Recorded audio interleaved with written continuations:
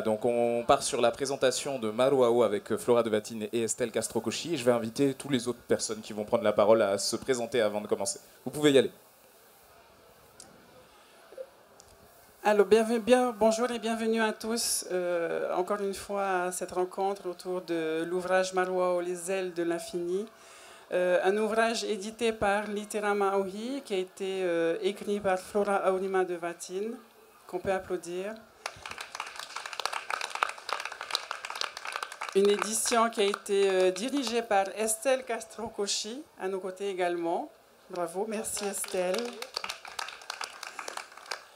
Pour continuer, autour de cette table, on a le plaisir de recevoir Russell Soaba de Papouasie-Nouvelle-Guinée. Russell, welcome.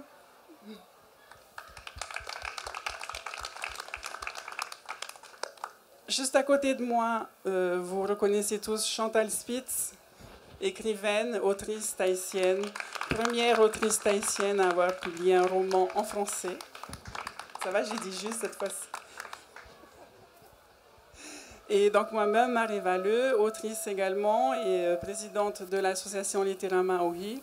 Alors juste avant de continuer, j'aimerais vous dire la petite émotion qui m'a étreinte à l'instant, puisque en fait, Flora a été la première présidente de Literama Auhi, Chantal a été la deuxième et je suis la troisième. C'est très rare qu'on soit toutes les trois réunies et ça me fait vraiment très plaisir.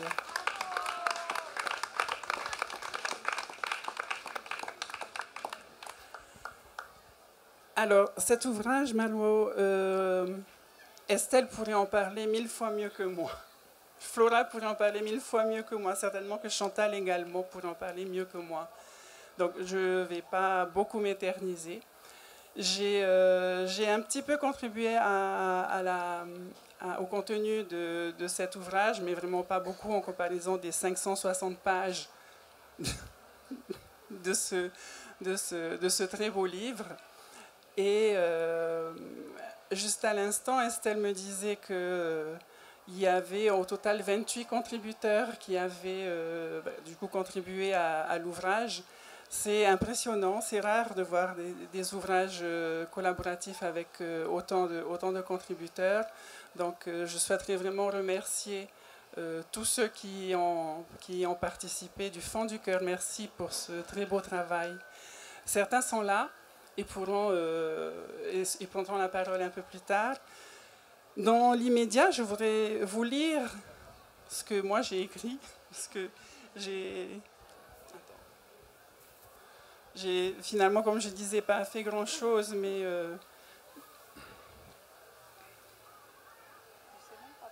si, je sais, 538.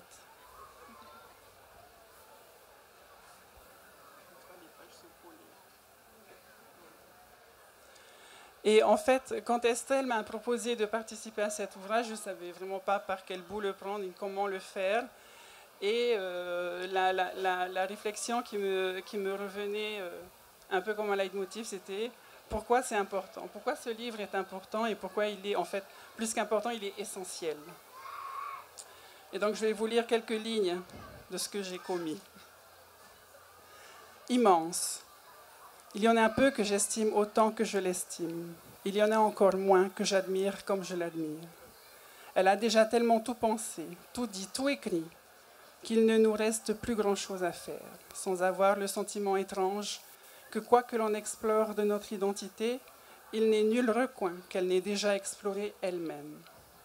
Quoi que l'on expose de notre culture, il n'est rien qu'elle n'ait pas déjà examiné de près. Quoi que l'on s'imagine découvrir de notre pensée, rien ne serait plus faux que de s'en créditer la découverte. Lire Flora, c'est comme s'ouvrir l'âme, au sens tahitien du terme. S'ouvrir l'âme, puis retirer un à un tous les morceaux qui s'y trouvent, les observer attentivement, minutieusement, surtout les observer honnêtement, sans détour, sans concession, sans négociation ni arrangement. Lire Flora, c'est comme s'ouvrir les entrailles, en observer ensemble et partie consciencieusement, et puis tout remettre en place, ou pas. Dire Flora, pourquoi? Parce que parce qu'après 8 décennies à arpenter cette vie, elle est toujours debout, malgré tout. Au milieu du marasme intellectuel qui nous envahit, soucieuse bien sûr, mais optimiste avant tout, Flora jamais ne vacille. Comme un phare dans la nuit, elle continue à nous éclairer, nous guider, nous accompagner avec une patience infinie, sur les flots impétueux d'une pensée flamboyante, dressée comme les tilles d'autrefois, autochtone de chez nous, pas toujours facile à naviguer, mais terriblement fascinante et libératrice. Et parce qu'au-delà de notre culture et de notre littérature polynésienne, océanienne, sa pensée nous offre un positionnement unique dans la culture et la littérature de ce monde. Si peu d'entre nous savent l'immensité de tout ce qu'on lui doit. Géante d'humilité, guerrière du dire à notre façon, pionnière de l'écrire pour nous-mêmes, poétesse du penser par nous-mêmes, tresseuse de mémoire, conteuse du devenir, penseuse de l'émancipation féminine, culturelle, intellectuelle, littéraire, Maohi. Il y en a peu que j'estime autant que je l'estime. Il y en a encore moins que j'admire comme je l'admire. Merci Flora.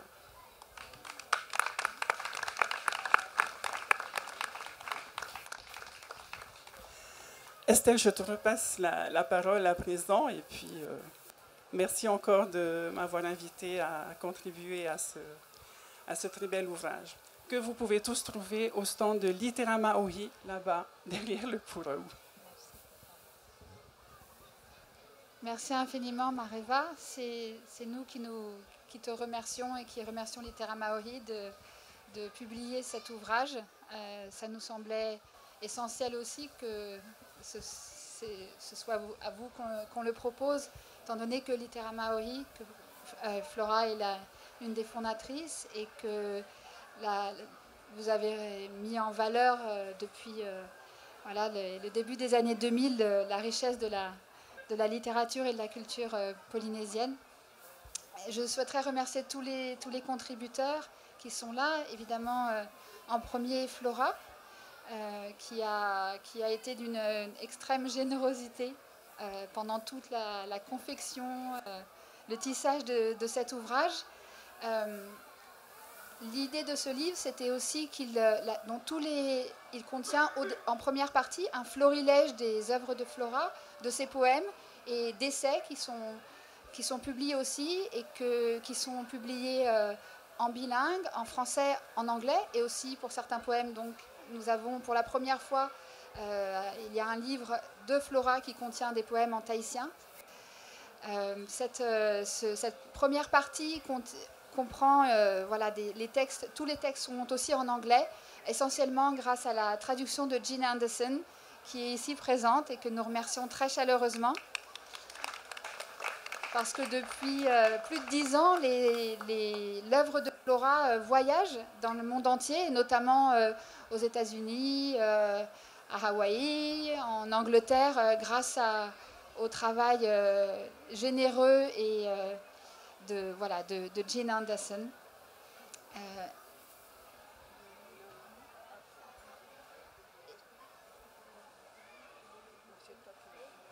Voilà, et pour commencer, Flora va lire 2 poèmes, peut-être 2 ou 3 poèmes, et puis ensuite nous donnerons la parole à tous les contributeurs qui sont présents et que je remercie d'être présents avec nous pour dire quelques mots.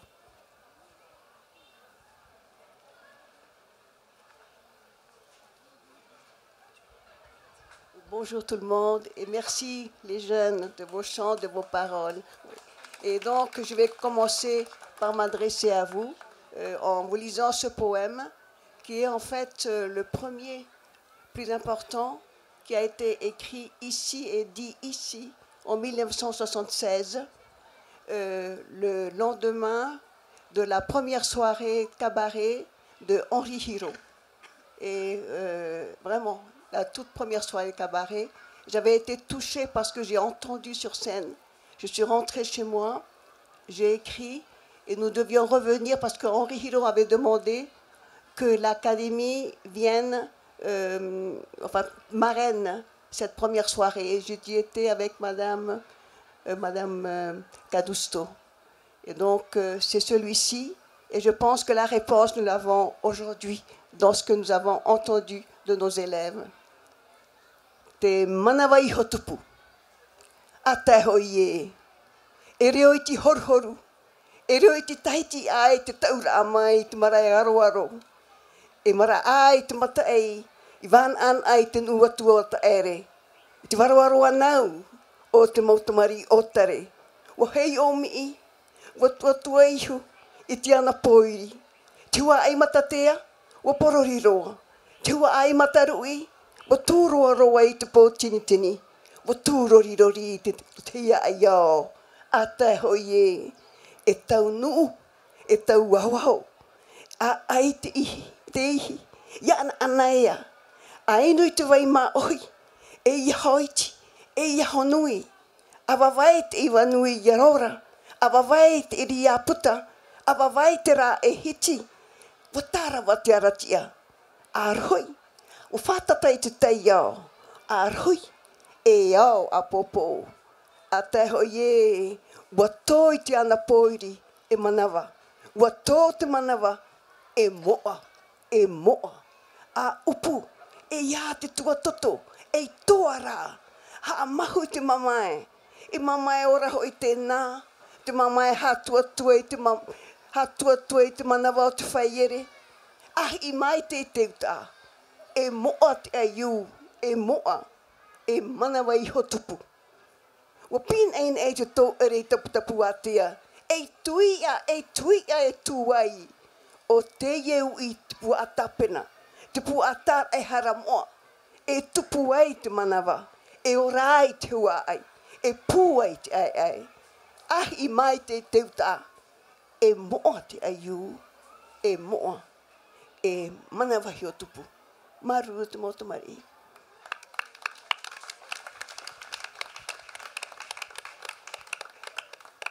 Merci beaucoup Flora. Et donc maintenant on va passer à la deuxième partie de l'ouvrage avec tous les contributeurs. Et en fait, l'une des raisons pour lesquelles nous voulions aussi avoir une seconde partie avec des contributeurs, c'est parce que moi, en tant qu'enseignante, il me manquait des perspectives et des articles de chercheurs autochtones d'ici, de chercheurs et d'enseignants autochtones d'ici pour étudier l'œuvre de Flora.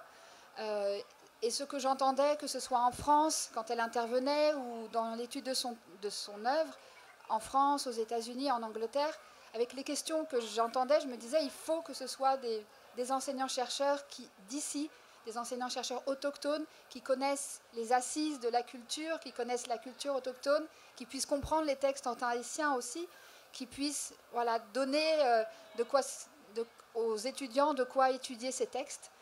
Et ce que je voulais aussi, avec des auteurs d'ailleurs, c'était d'avoir de multiples perspectives pour qu'on comprenne à la fois pourquoi est-ce que son œuvre est intemporelle et à la fois pourquoi est-ce qu'elle est vraiment de ce temps, pourquoi c'est une œuvre qui construit, qui reconstruit et qui porte de l'espoir même si elle dit les choses. Et maintenant, je voudrais appeler tous les contributeurs, si vous voulez bien venir avec nous, ici, pour qu'on puisse voir l'ampleur du travail qui a été réalisé. Et puis chacun, si vous voulez bien dire quelques mots sur vos contributions. Witty, Witty, would you mind coming with us here too?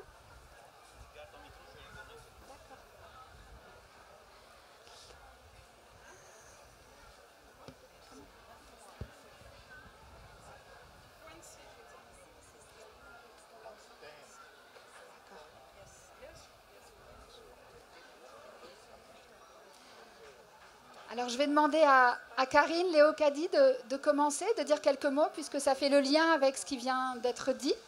Et donc, nous avons le plaisir dans le livre d'avoir un article de Karine sur le poème qui vient d'être dit. Yorana met etatut farereir aite nemhana. E nartuna tuai tereo teiti, no te beti harer noara chora. E ani voia oto. Ia huri atu narto i te reo e reo teiti e reo Bretane I te mauhoa e veire iho ia oto. Nā reira, maruru. O arhei to o I te papeitu ara I roto I tēnei puta marua. E ua maiti mea au tēnei e pehepehe. O te papehia e orometua Flora I te mateiti ho e tautini e wahanere hitu ahuru mahitura.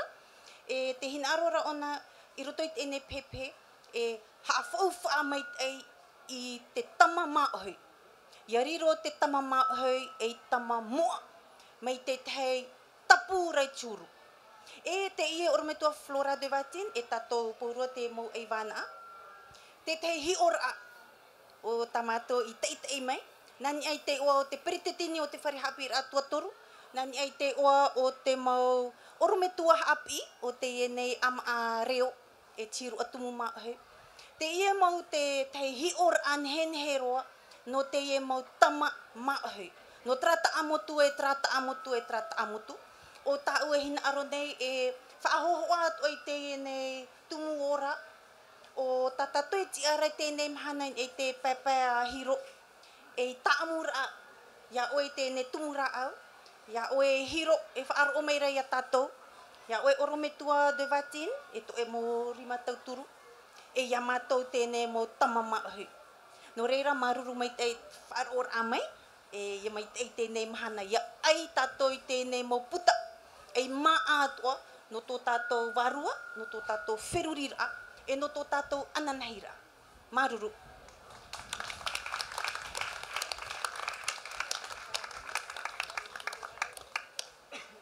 Et maintenant, je voudrais donner la parole à Witi Maera. So I'd like to invite Witi Maera to say a few words. Whakarongo ake au ki te tangi a te manu nei.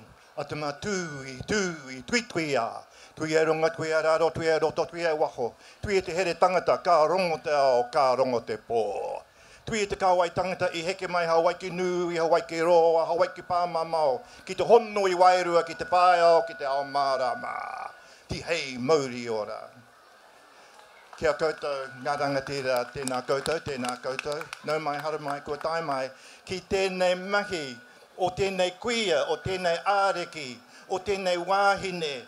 Flora, nā reira, ngā mihi ki a koe Flora. Mō tō āwhina, mō tō manakitanga, mō tō whanaungatanga ki a mātou. Nā reira, tēnā koe, tēnā koe, tēnā koe. Ka pine ako e au ki te wairua o te tau ki te pine e kore nei e waikura e. We all have a beautiful memory of Flora in our hearts, and it will never rust, it will never die, it will live on forever. Flora, ka nui te mihi, ka nui te aroha ki a koe.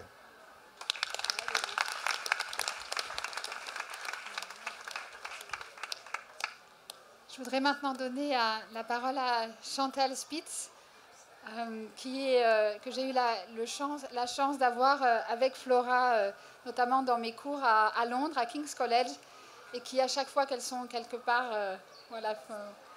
créent un effet absolument extraordinaire. Et je suis très heureuse que tu aies pu contribuer et ouvrir la série d'hommages dans le livre. Merci Estelle, merci beaucoup. Alors moi, je ne suis pas une diseuse, je suis une écriveuse. Donc j'ai écrit un texte, parce que sinon j'ai tendance à dire n'importe quoi. Merci Estelle pour ce vieux projet que tu as mené à bien pour nous. Merci. La seule vraie ressource de notre pays, c'est la richesse de son peuple, sa capacité à s'adapter et à survivre, son ingéniosité et sa créativité, ses intelligences multiples et abondantes. Il y a quelques années, Littéralement, sur une proposition de Emhio Charousset, Emhio, j'espère que tu nous entends, a initié une réflexion sur ce que la société japonaise appelle les trésors nationaux vivants. Là-bas, trésor national vivant renvoie aux personnes désignées comme gardiens de biens culturels intangibles importants. Les biens culturels matériels sont définis comme des œuvres dramatiques, musicales, artistiques et autres objets culturels immatériels de grande valeur au regard de l'histoire du Japon ou de l'art. Ils représentent certaines compétences artistiques. Les personnes ou les groupes qui ont atteint des niveaux élevés de maîtrise de ces compétences particulières peuvent être désignés comme leurs conservateurs par le gouvernement japonais dans le but d'assurer leur maintien. La réflexion de Litera Maori a été suspendue pour diverses raisons. Malgré cette suspension, nous avions convenu du terme de porteur de patrimoine pour tous ceux d'ici qui pourraient être considérés comme gardiens de biens culturels intangibles importants, et à identifier Flora Aurima Devatine comme porteuse de patrimoine de la langue et la littérature. Un des numéros de la revue avait pour thème porteur de patrimoine. Pinainei 5.15 en 1915 était l'hommage que l'association tenait à rendre à Flora Aurima Devatine pour le niveau élevé de maîtrise de ses compétences particulières. Dans la revue, j'écrivais: à chaque fois qu'un homme meurt, une bibliothèque s'éteint, dit un proverbe africain. Chez nous, quand un homme meurt, nous ignorons qu'il ait une bibliothèque, qu'il porte une part de notre conscience, de notre mémoire, de notre avenir, que nous enterrons avec lui une part de nous-mêmes. Bien sûr, pour certains, on a prononcé des discours convenus, on a publié, diffusé des nécrologies convenables pour se donner bonne conscience et effacer une incapacité collective à reconnaître ceux qui, par leur savoir-être et leur savoir-faire, sont une part du patrimoine dont nous refusons l'héritage, dans l'illusion mortifère que l'adaptation à la nouvelle société implique l'abandon de pratiques culturelles dépassées. Pour ces quelques-uns encensés à leur mort, combien s'en sont allés dans un épais silence?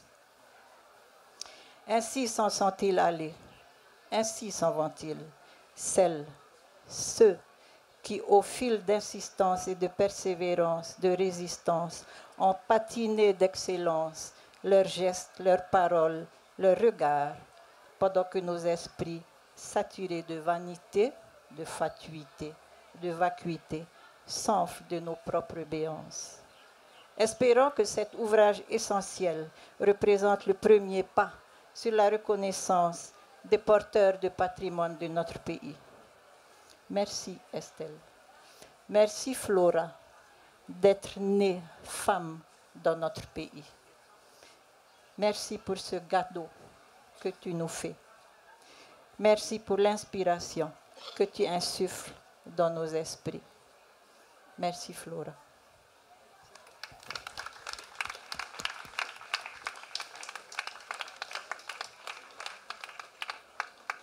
Comme je suis consciente du temps, je vais demander à chacun des contributeurs de dire quelques mots et je voudrais demander à Tita Porcher de commencer. Merci Estelle. Je prends le texte.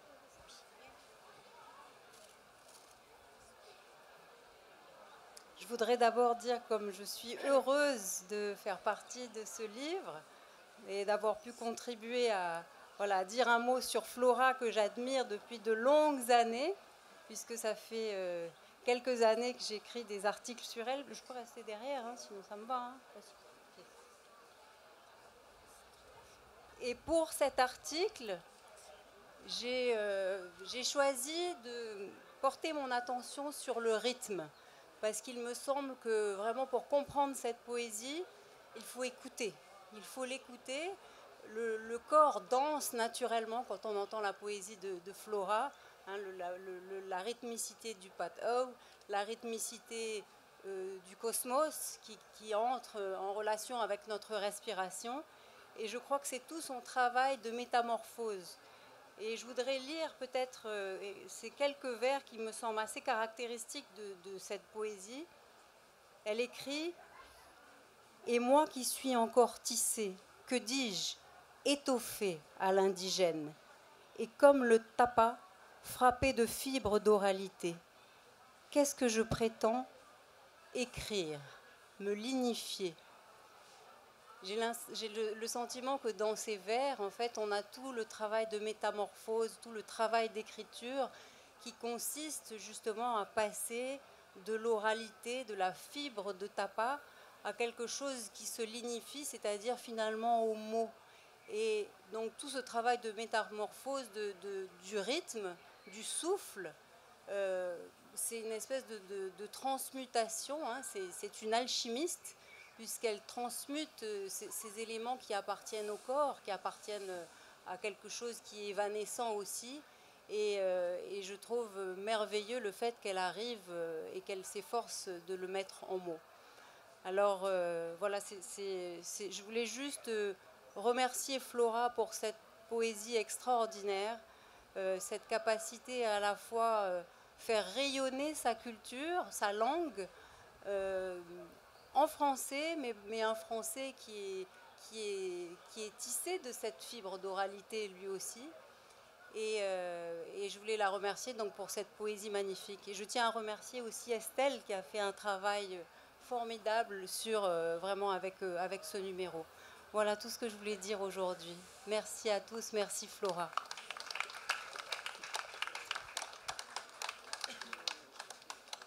Et maintenant, je voudrais donner la parole à Eva Tilly. Je m'assois pas. Bon, je m'assois 2 secondes alors. Alors, je vais parler juste quelques minutes. Tout à l'heure, Estelle a parlé de la nécessité de faire intervenir des enseignants-chercheurs autochtones. Je ne suis pas autochtone, je suis un produit d'importation temporaire.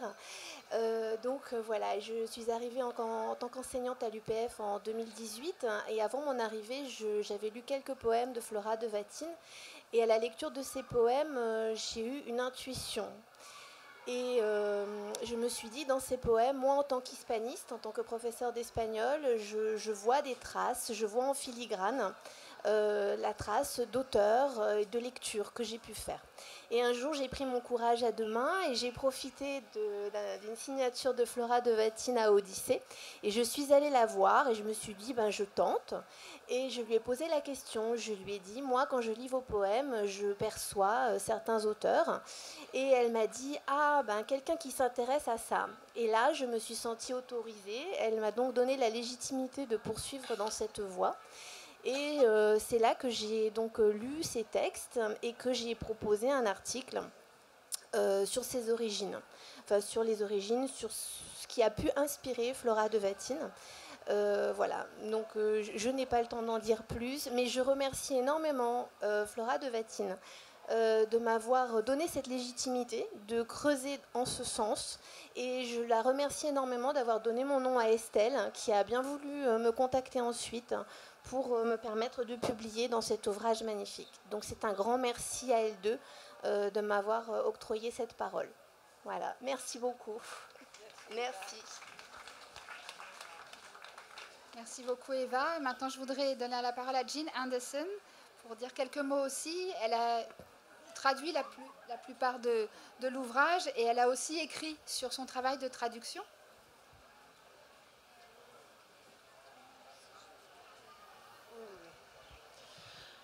Yorana, merci de m'accueillir ici et surtout un grand merci à Flora et Estelle de m'avoir incluse dans ce beau projet que j'ai du mal à voir comme projet parce que les textes me sont parvenus l'un après l'autre sur une période, je pense, d'au moins 3 ans à cause de ma lenteur.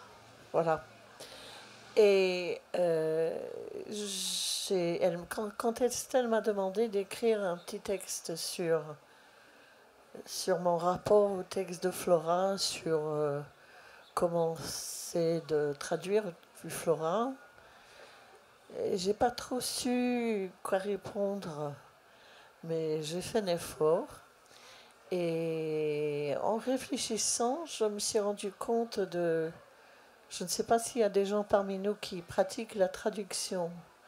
À un certain niveau, on ne peut que traduire les mots qui sont là sur la page. On ne peut que traduire par des mots qui vont être là sur la page. Mais ce n'est pas ça qu'on cherche à traduire. On cherche à traduire l'émotion ou la réaction que ces mots-là, dans le texte de départ, évoquent en nous. Et le seul critère dont je me suis servi finalement pour savoir si j'avais oui ou non fini de traduire un texte, c'était de me poser la question, est-ce que ma traduction me fait ressentir, plus ou moins, c'est toujours du plus ou moins, ce que j'ai ressenti en lisant le texte de départ. Et si je peux juste me permettre de lire un des textes, c'est très court. Je vais juste lire la traduction du poème Le Balancier parce que c'est un texte qui m'a énormément ému. Outrigger. I shall be the outrigger to your canoe for the rest of the journey, for the rest of the way. Without you, my life has no meaning. Without you, I'm nothing but driftwood. But don't weigh too heavy on my side, so as not to upset the balance. Don't weigh too heavy on my side, lest we both go under. Et vous voyez, c'est l'émotion qui me prend.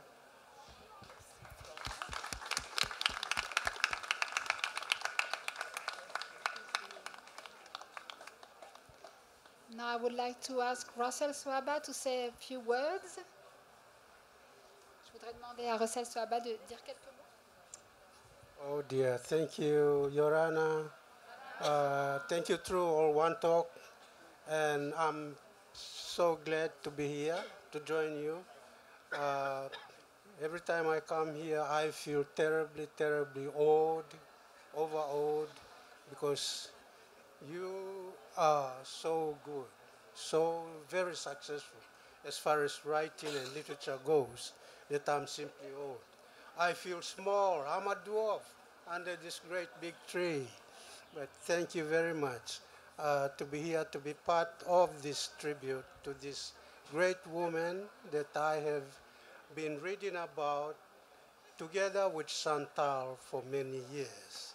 And I have received some great words of encouragement from their works in literature. So I would say to the organizers and everyone here, in honor of Flora, thank you very much for this great occasion.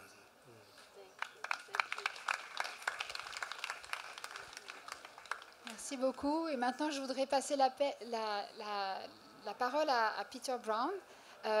Nous avons eu la chance, il y a quelques années, il y a peut-être 4-5 ans avec Flora, d'être au Festival de Sète de poésie où elle était invitée, où elle m'avait invitée à être avec elle. Et il y avait une interprétation de ces textes en langage des signes par une interprète merveilleuse, Marie Lamotte, qui a écrit un article pour l'ouvrage.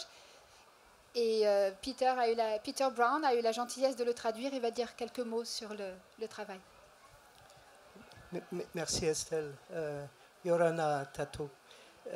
Merci aussi pour l'invitation à contribuer à ce bel ouvrage. Comme Estelle vient de le dire, moi j'ai fait une petite contribution, mais sur une grande réflexion à propos de la traduction. Et la traduction qui est un véritable défi. Enfin, toute traduction est un défi. Jean vient de le rappeler. Mais en l'occurrence, il s'agissait de traduire, et même de manière simultanée, la poésie de Flora en langue des signes. Et donc, ce qu'a fait Marie, c'est de chercher des équivalences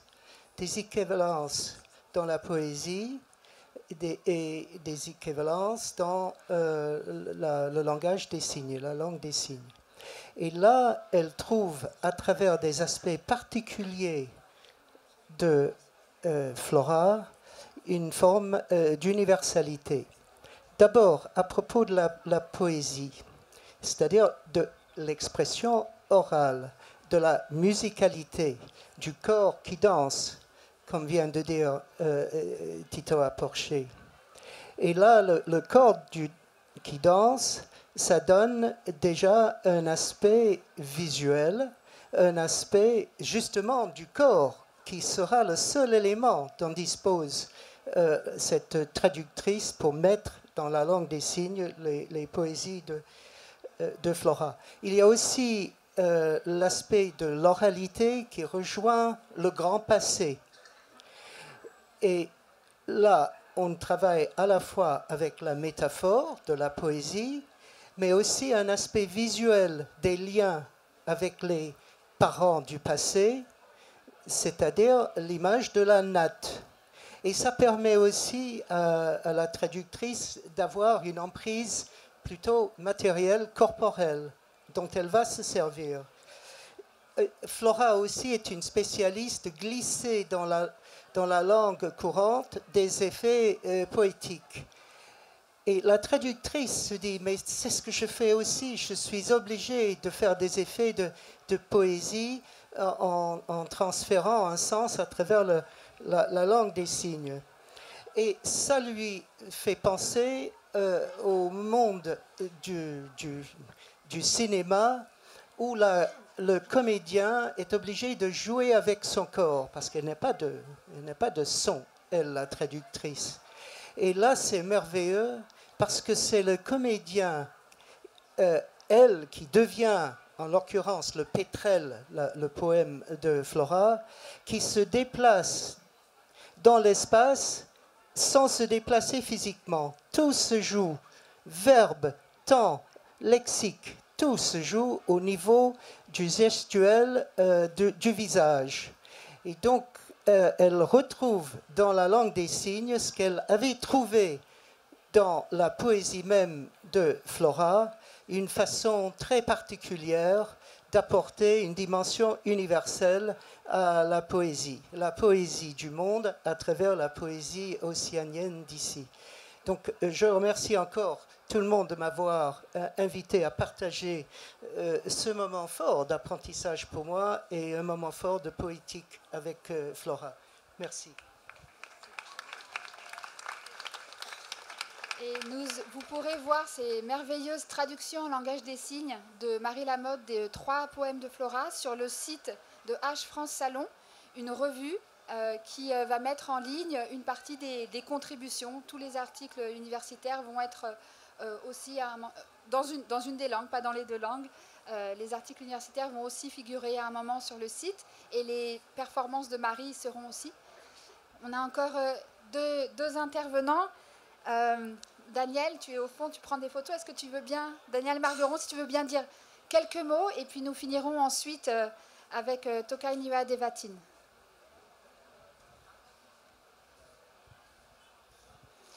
Yorana tout le monde. Alors, je ne suis pas autochtone non plus, hein. Vous le voyez. Et je voudrais remercier Estelle de m'avoir associé à ce projet de Maro Ao. Et je voudrais surtout dire quelques mots de 50 ans d'amitié professionnelle, d'amitié familiale et d'amitié littéraire avec Flora Wurima Devatin. Et je voudrais donc dire 2 mots. Nous avons enseigné tous les 2 au collège protestant pour Marie IV. Moi, je suis arrivé en 75, et donc de 75 jusqu'au départ à la retraite de Flora en 98. Donc nous avons été collègues, amis. Alors je ne parlerai pas de tout ce qu'elle a fait avec les élèves, pour faire renaître cette culture. C'est énorme.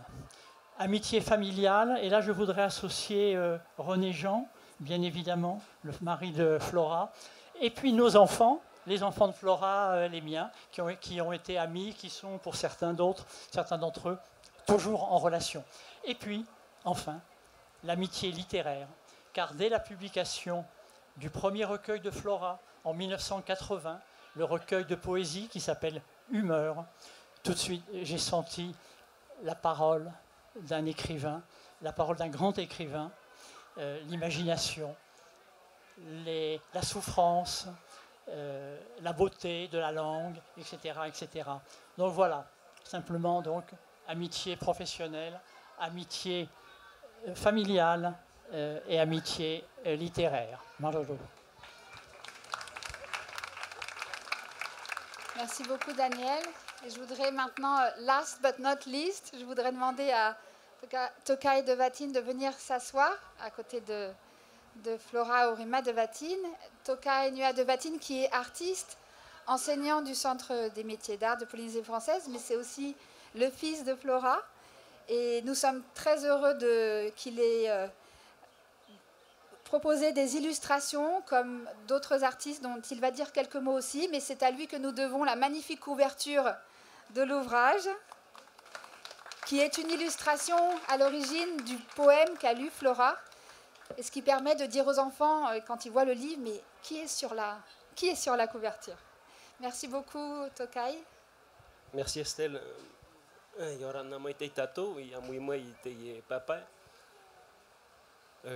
Merci pour cet instant et puis l'opportunité de parler de ce travail. J'entendais tout à l'heure les personnes, les contributeurs parler de la musicalité, du rythme. Les étudiants l'ont bien compris et l'ont bien retranscrit aussi dans leur chant et dans leurs interventions, mais également sur les interventions au niveau de la langue des signes. Alors maintenant, j'aimerais parler, si on parlait de musicalité, j'ai envie de parler peut-être de visualité dans la poésie et dans l'œuvre de Flora. Quand on nous a demandé, et vraiment c'était un grand honneur Estelle, merci beaucoup, ça s'est fait un peu en marge des discussions avec Flora, un peu comme une surprise. Et donc nous avons, avec mes collègues artistes aussi, donc il y a beaucoup d'illustrations de Hihira Waitoare, qui regrette de ne pas pouvoir être là, ou de Vili Taimana. Nous avons aussi associé des petits-enfants, deux enfants de ma sœur, d'une de mes sœurs aînées, et mes deux enfants aussi, qui ont travaillé à des illustrations. Et la question se pose aussi, quand on lit un poème, comment le retranscrire. Alors ce n'est pas de la traduction, ce n'est pas tout à fait de l'interprétation, mais c'est un peu un mélange de tout ça. Et finalement, nous avons lâché prise un peu dans ce travail de recherche visuelle pour se laisser entraîner par les mots, par le flot des mots, par le rythme, et puis les images que cela convoquait dans nos esprits. Et j'ai été très impressionné par les enfants, en fait, qui se sont rapidement imprégnés. C'est-à-dire on leur lisait une ou deux fois le poème, alors on ne les choisissait pas, on en prenait quelques-uns, peut-être les plus courts, parce que sinon c'est un peu long. Et puis spontanément, ils se mettaient dans un coin, et puis ils se mettaient à dessiner. Et je me suis dit, mais il y a une dimension visuelle très importante dans l'œuvre de Flora, qui parle finalement à d'autres personnes qu'un lectorat adulte, mais finalement les enfants aussi, facilement, des images leur viennent en tête et l'envie de les retranscrire sur du papier. Et nous, les plus grandes personnes, nous avons fait de même aussi. Et donc ça a été un travail très agréable, puisque nous nous sommes mis ensemble à faire ce travail. Et puis il y a une grande variété de styles dans les illustrations. Et je pense que ça illustre aussi la grande richesse des écrits, des sujets abordés et de la manière dont on peut aussi s'en emparer et faire quelque chose, nous, aujourd'hui, avec. Merci. Merci Estelle, merci Flora. Merci maman. Le prince Charles finissait toujours à la reine-mère, lui disait « Merci maman ». Je ne suis pas prince, je ne suis pas Charles. Merci beaucoup Tokai. Je voudrais, pour finir, avant de laisser le dernier mot à Flora, remercier aussi René Jean, qui, voilà, comme Daniel, qui partout dans le monde accompagne avec grande patience et grande générosité Flora. Et il y a dans la préface une note qui lui est consacrée et qui donne une petite idée de sa patience extraordinaire et de leur merveilleuse complicité.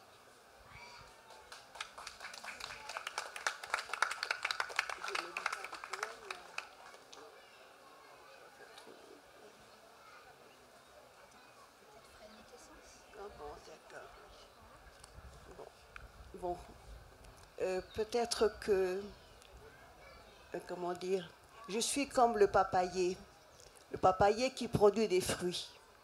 Vous savez, pour produire des fruits, le papayer doit avoir 2 racines. Les papayers à une racine ne donnent pas de fruits. Donc j'ai 2 racines, une ici et une que j'ai voulu planter où j'ai trouvé la terre bonne. Ouais. La terre bonne, c'est la brousse, c'est la campagne, c'est le fenouil. Voilà. Donc, nous avons mis quelques années avant de trouver cette terre en pleine campagne, ce qui inspire le texte qui suit. Frêle ni tes sens, branchez-moi sur tes motoïs, et je file sur la mer au large de Hihitera, que l'aurore mordore. Frêle ni tes sens, avant ma source de Témotoï.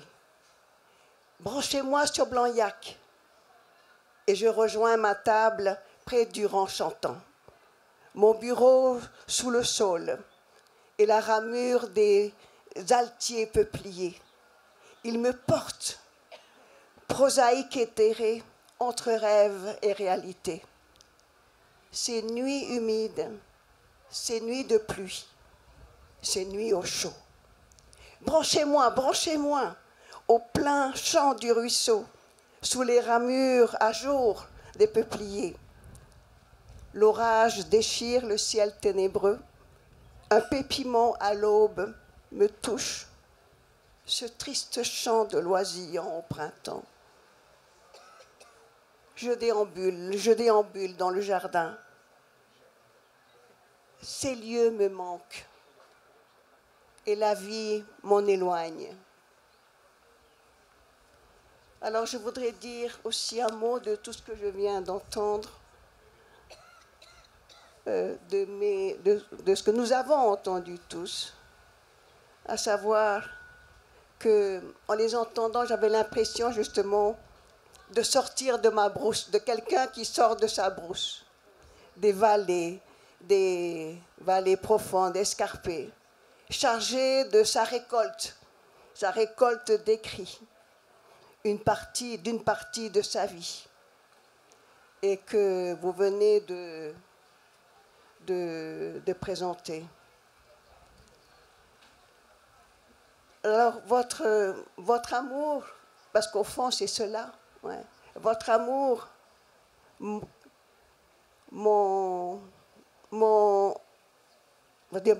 m'a touchée. Mais il faut dire qu'avant vous, toutes les personnes que j'ai croisées dans ma vie ont fait de même. C'est-à-dire, ils ont exprimé des sentiments qui font que j'ai pu faire ce que j'ai pu faire. Et je l'ai fait pour ma terre, pour mon peuple, pour mes enfants. En fait, pour notre terre à tous ici présents, et en mémoire de nos ancêtres. Alors je souhaite que, en m'adressant aux jeunes, ouais, que cela vous permette aussi de progresser, maintenant avec de nouvelles certitudes, des certitudes issues des entrailles de la terre qui vous a vu naître, qui nous a vu naître. Et que tout cet amour que chacun, par votre présence ou par les mots qui ont été dits, vous avez témoigné soit partagé entre tous. Et donc, je vous remercie tous et tous ceux qui, de droit, le méritent. C'est-à-dire encore la terre, le Fénois, les ancêtres, ces maîtres de vie, ces maîtres de navigation en ce monde. Et bien sûr, nos lecteurs, vous les jeunes lecteurs, les chercheurs, les professeurs qui se sont penchés sur ces travaux. C'est important également. Donc, en vous entendant et en lisant surtout, je me suis dit, mais ces personnes qui sont là, qu'est-ce qu'elles ont fait? Quel effet ont-elles produit en moi? Ont fait en moi? Eh bien, c'est simplement celui d'un beau jeu de miroirs, de plusieurs miroirs, dans lequel chacun d'entre vous, chacun d'entre les participants, les contributeurs de ce livre, nous renvoie d'elles-mêmes, avec leur délicatesse, leur profondeur, leur finesse, leur sensibilité, leur intelligence, leur générosité, c'est-à-dire avec leur qualité intrinsèque, particulière, leur amour. Tout mon travail que j'ai fait, j'ai pu le faire dans ma vie, et que j'ai pu faire dans ma vie, ce n'est qu'un petit patrimoine de petites choses, un petit legs, justement, aux enfants, à la jeunesse de ce pays, de ma terre, de mon peuple. Et à qui je voudrais dire, à vous, les jeunes étudiants devant nous, étudiez, œuvrez, agissez, travaillez la terre également, travaillez les entrailles dans la paix, loin des conflits, sûrs de vos capacités à avancer, dans la confiance en vous et en l'avenir. Cela doit être votre projet de vie qui modèlera le futur de notre pays. Merci. Merci. Donc merci pour cette présentation de Maruao avec Flora de Vatine et Estelle Castro-Cauchy et tous les invités qui sont venus apporter leur participation au livre et à cette intervention. Donc applaudissez encore bien fort tout le monde, s'il vous plaît. Malheureusement, on a gratté beaucoup plus de temps que